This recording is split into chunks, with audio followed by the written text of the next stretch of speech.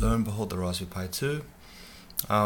That's the Raspberry Pi 3, and I already have two packages for Arch, again built with ARMv8-CRC and using the floating point hardware in that. It can't be a full AArch64 build until Arch Linux supports that, or build between the Pi with it. So the focus today is on this, the Raspberry Pi 2.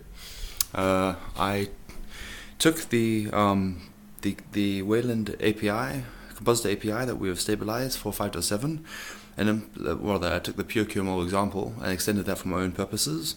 So what I did was create like a development compositor. So this is what I'm actually packaging for the Pi. Forget the wobble on the TV, or forgive the wobble on the TV. That's a TV fault as opposed to our software. So what you can see here are full screen QML applications that are busy running. You can see the animations are looking pretty good on the Pi. I'm using CEC, libCEC, so I'm busy using the remote control as an input device to steer this bad boy. I saw this for the first time with the Android set-top box. I always thought it was pretty novel. So getting this working on here wasn't too hard.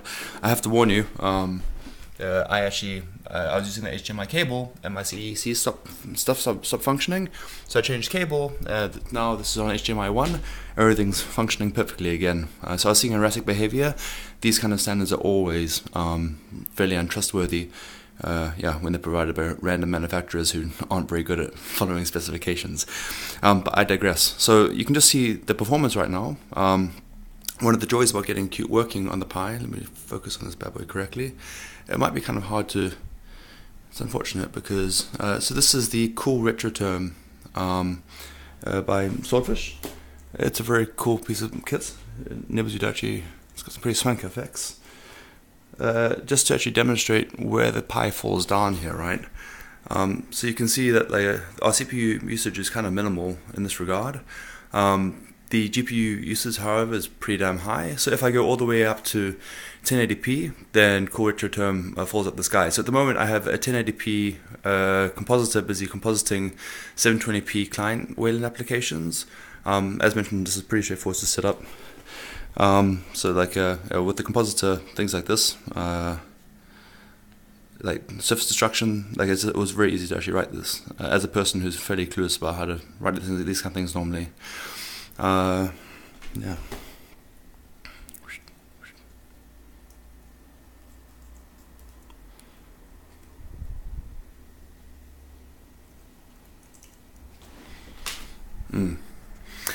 You might think this is poor use of the Pi, but the main point here is just to show like a completely standard desktop application running nicely. I think a cool retro term is a pretty useful application in its own right. I'm a big fan of the console terminal, so it's nice just to have it available on the Pi. The bling and the oldness of it all is just a nice perk.